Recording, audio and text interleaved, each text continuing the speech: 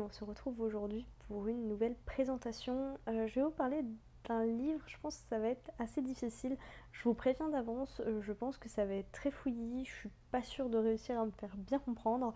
Mais l'idée c'est que je vais essayer de vous partager mon ressenti sur la Horde du Contrevent. Je me suis mis bien confortable pour éviter tout ce qui est fourmis dans les pieds et ordinateur qui bouge trop au bout des jambes. Du coup, la Horde du Contrevent de Alain Damasio, c'est un roman qu'on m'a énormément conseillé et qui me faisait très envie aussi, puisqu'il s'agit de suivre une horde qui remonte le monde, la Terre, vers l'origine du vent, vent qui balaye ce monde constamment à différents degrés de force, différentes intensités. Comment vous en parler bien? Je n'ai pas fait d'études de littérature, j'ai tendance à lire des textes qui sont dans le domaine du jeune adulte, de la jeunesse, éventuellement de l'adulte, mais dans ce cas-là c'est plus du contemporain, de la fantaisie, jamais quelque chose de trop travaillé. Donc c'est vrai que j'ai été assez surprise par le format qui est extrêmement intéressant, mais du coup je peux pas vous en faire une comment dire, je suis pas là pour vous en faire une critique parce que tout simplement j'ai pas les outils pour, et d'ailleurs je pense que j'avais un manque d'outils pour bien comprendre, enfin tout saisir. Je pense qu'il y a forcément des choses qui m'ont échappé. En tout cas, tout ce que je peux vous dire, c'est que du début à la fin, on a le fond et la forme qui sont complètement mêlés. Alain Damasio joue énormément avec la langue. Il joue sur les mots, il joue sur la syntaxe, il joue vraiment avec la langue française. On va se servir du roman, comme je l'ai sous la main. Quand je vous parle du fond et de la forme qui sont liés, déjà ça commence avec la liste de tous les personnages qui prennent part à la Horde avec leur rôle et leur nom.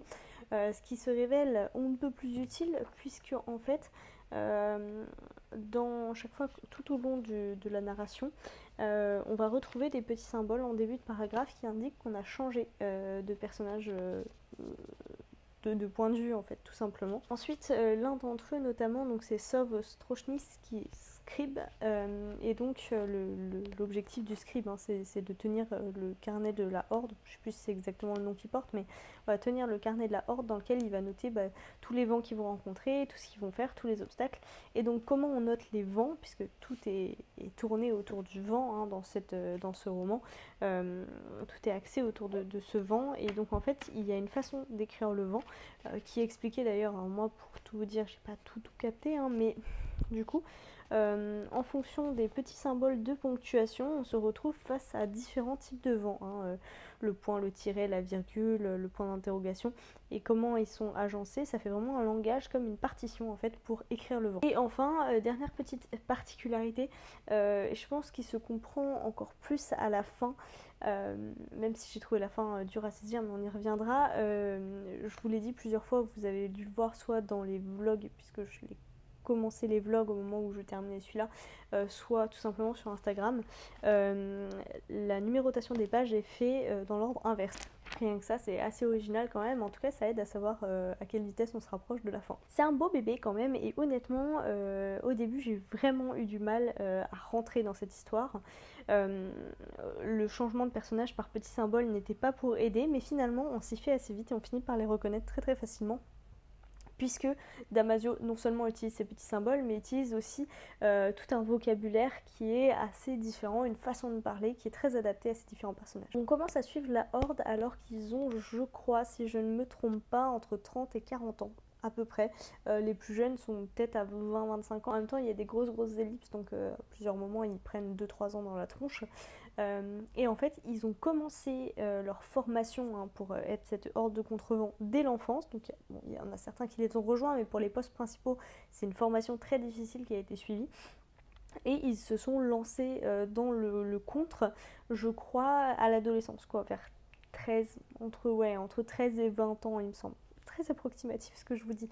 Et depuis, ils vivent ensemble et ils contre le vent, et ils avancent en essayant d'arriver en fait jusqu'au bout, jusqu'à l'origine du vent, jusqu'au bout de la Terre. Et donc, plus d'une fois, il y a une question qui revient chez eux, c'est pourquoi ce voyage? Enfin, surtout moi, en tout cas, en tant que lectrice, j'étais en mode, mais pourquoi ce voyage? Pourquoi cette espèce de pèlerinage qui est quand même extrêmement dangereux, parce que bon, ils font face à un élément sur lequel ils n'ont aucune maîtrise, hein. Pourquoi est-ce qu'ils vont là-bas? Vers quoi? Qu'est-ce qu'ils comptent trouver là-bas? C'est des réponses qui viennent au fur et à mesure, c'est des questions qu'ils se posent eux-mêmes pour certains. Et donc en fait il s'agit de trouver les différentes formes de vent, hein. Comme je vous le disais, elles sont toutes écrites, je crois que jusque là il y en a 6 qui ont été répertoriées et écrites. Et donc l'idée en fait c'est de trouver la 7e forme du vent, je crois. Peut-être même la 6e et la 7e. Enfin bref, c'est tout un questionnement en tout cas sur qu'est-ce que la 7e forme du vent, est-ce qu'ils l'ont déjà rencontrée, jusqu'où il faut qu'ils aillent pour la rencontrer. D'une certaine manière finalement on est un peu dans, enfin moi je me suis sentie un peu dans le même état d'esprit que certains personnages qui poursuivent ce voyage en se demandant quel est ce but. Après parmi les personnages forcément il y a le meneur, le leader, un Golgoth, qui ne s'arrêtera pour rien au monde. Il y en a certains autres qui ont une idée assez précise de ce qu'ils cherchent. Mais moi au début j'étais vraiment perplexe. Pour ce qui est de l'univers, je vous en ai parlé, hein, donc j'aime beaucoup la couverture d'ailleurs, je pense que ça m'a pas mal aidé à me faire une idée de ce qui traversait. Des grandes étendues, toujours fouettées par le vent. Ou par une légère brise, hein, mais le vent ne s'arrête jamais et il va toujours dans le même sens. Voilà pourquoi en fait il remonte au vent. J'ai trouvé ça super original, incroyable, difficile à imaginer parfois, mais voilà, super bien fait. Je me suis quand même pas mal attachée finalement aux membres de cette horde, même si au début j'avais du mal. Il y a certains personnages que j'ai jamais trop... que j'ai eu du mal vraiment avec lesquels j'arrivais pas à accrocher. Il y en a d'autres avec lesquels ça a accroché tout de suite et que je regrette qu'on n'ait pas vu un peu plus souvent. Et du coup, au fur et à mesure que j'avais de l'affection pour eux, malheureusement, comme je vous l'ai dit, c'est un voyage assez dangereux et ils vont pas tous nous accompagner jusqu'au bout. Je vais pas vous en dire davantage là-dessus, mais on en perd un certain nombre au fur et à mesure et ça fait un petit pincement au cœur. Et plus on approche de la fin, plus c'est dur. De la même manière, on les suit pas au jour le jour. Il y a parfois de grosses ellipses, donc que ce soit des ellipses de plusieurs jours ou des ellipses de plusieurs années, même parfois. Ce qui est normal, hein, parce que forcément ils parcourent une très très grande distance. Il y a des ellipses de plusieurs mois aussi. On peut pas les suivre au jour le jour, c'est pas possible. Donc en gros il y a vraiment une idée générale de leur parcours. Parfois on suit bien sûr les obstacles les plus gros et on se doute que sur les ellipses il s'est pas passé grand chose, pas plus que ce qui s'est passé dans les 20 premières années de leur vie. Mais parfois j'ai trouvé ça presque un petit peu dommage et de la même manière on suivait pas exactement leur leur vie quotidienne. Alors il y a eu certains passages, surtout au début, hein, pour bien nous faire comprendre autour du feu de camp, comment ils s'arrangent la nuit pour monter les camps, quels sont les rôles de chacun, parce que c'est super important. Mais pour autant, voilà, il n'y avait pas non plus de détails parfois très très précis, hein, sur leur vie. Enfin, je sais pas comment expliquer ce flottement, parce que en même temps il y avait des détails, mais en même temps j'ai l'impression qu'il en manquait un peu. Enfin, j'aurais aimé en savoir plus sur cette vie quotidienne. Après, elle était racontée par certains personnages, mais bon, voilà, ça m'a un petit peu manqué quand même. La fin, je l'ai trouvée très dure à assimiler, à saisir. En même temps, cette quête est dure, hein, à assimiler et à comprendre. Pourquoi est-ce qu'ils veulent absolument aller jusqu'au bout de cette quête au risque de leur vie? Il y a certains personnages, hein, qui ne vont pas jusqu'au bout d'ailleurs, qui renoncent, qui ont une forme de renoncement, mais qui vont chercher autre chose dans leur vie. Et du coup, la toute fin, honnêtement, pour ceux qui l'ont lu, moi je suis pas sûre de... Vraiment, je suis pas sûre de l'avoir saisi. Voilà. Je vais pas vous en dire plus, je pense qu'il y a une forme de boucle. Si on veut, je m'arrêterai là, j'en dirai pas plus. Mais voilà, pour moi, c'était pas... Enfin, c'est pas du concret. En même temps, j'ai l'impression que rien dans ce roman n'était archi concret. Il y a beaucoup d'explications scientifiques, pseudo-scientifiques, c'est pour ça que c'est de la science-fiction, hein, sur les vents. Y a autre chose aussi, mais je sais plus comment ça s'appelle. Ça parle également du vif, qui n'est pas vraiment l'âme des gens, c'est plus compliqué que ça.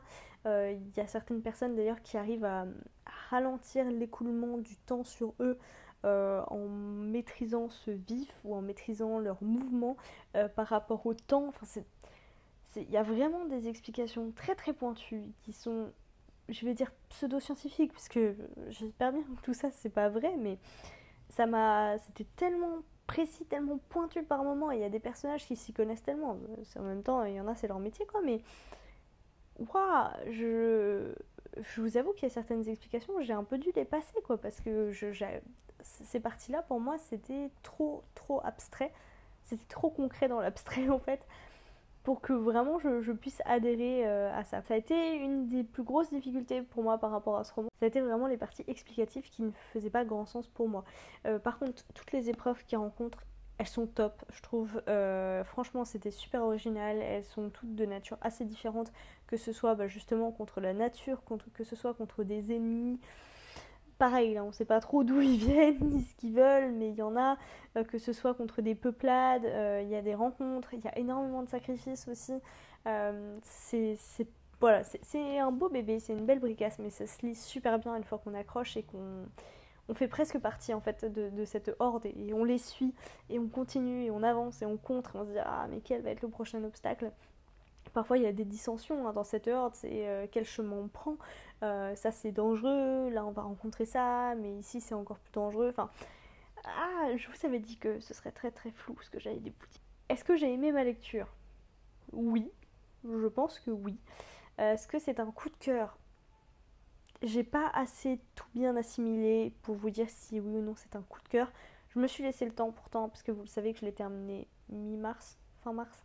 Donc ça fait plus d'un mois maintenant. Je pensais que j'allais le digérer, ce qui est le cas, hein, je l'ai digéré. Mais voilà, c'est pas un livre qui va me hanter. J'ai pas réussi à aller au-delà en fait de la complexité scientifique, je pense, pour me poser moi-même des questions. Est-ce qu'il fallait que je m'en pose d'ailleurs? Vous voyez, j'ai vraiment pas toutes les clés, hein, donc peut-être que je suis passée complètement à côté de quelque chose. J'ai passé un bon moment en lecture, c'était très bien, je le recommande pour tout ce qui est partie, voilà, psychologie des personnages, suivi, évolution, le petit degré de folie, l'originalité de l'univers, le fond et la forme qui sont mêlés, tout ça, j'adhère complètement. Après, voilà, c'est pas un coup de cœur. Je remercie néanmoins tous ceux qui me l'ont conseillé, hein, parce qu'effectivement, c'est je dirais presque un classique maintenant de la science-fiction. D'ailleurs, il a été réédité, hein. Je suis très contente d'avoir pu faire cette découverte. Je le conseille, mais voilà, je saurais pas m'exprimer beaucoup plus par rapport à ce roman. Est-ce que je lirai d'autres romans d'Alain Damasio? Je pense que ça dépendra. Je pense que ça me demandera aussi beaucoup de courage. Par exemple, Les Fugitifs, je pense, doivent être très intéressants. Mais faut s'armer de patience, faut s'armer de courage. C'est une lecture dense qui, je pense, doit faire réfléchir, encore une fois. Je vais vous lire, hein, ce qui est écrit en quatrième de couverture. Je trouve que ça représente beaucoup mieux ce que ça veut dire que ce que moi je vous dis. Expérience de lecture unique, La Horde du Contrevent est un livre-univers, tout à fait, qui font dans un même feu l'aventure et la poésie des parcours. Tout à fait, le combat nu et la quête d'un sens profond du vivant qui unirait le mouvement et le lien. Chaque mot résonne, claque, fuse. Alain Damasio joue de sa plume comme d'un pinceau, d'une caméra ou d'une arme. Voilà. Ah bah, le bout du monde, c'est l'extrême amont. D'ailleurs, j'aurais peut-être dû lire ça avant de vous faire la vidéo. Voilà. Je vais m'arrêter là, hein, sur mon avis sur La Horde du Contrevent. Si vous l'avez lu, n'hésitez pas à venir m'en parler dans les commentaires. Peut-être qu'il y a des choses que je comprendrais mieux. Il y a des personnages que j'ai adorés, hein, Sauve, Caracol, enfin presque tous. Je pense que je me suis attachée à tous en fait. Bon, à part peut-être 2 ou 3 qui étaient un petit peu plus sur le côté, dont on s'en fichait un peu, mais franchement, je pense que j'ai vraiment eu une grosse affection pour tous les membres de cet ordre. Bref, j'arrête là, n'hésitez pas dans les commentaires si je vous ai donné envie de le lire ou si vous avez des questions ou si vous voulez juste échanger à propos de ce roman. C'est très intéressant et je vous attends dans les commentaires. Sur ce, je vais vous laisser, je vous souhaite de très bonnes lectures en attendant une prochaine vidéo et on se dit à bientôt.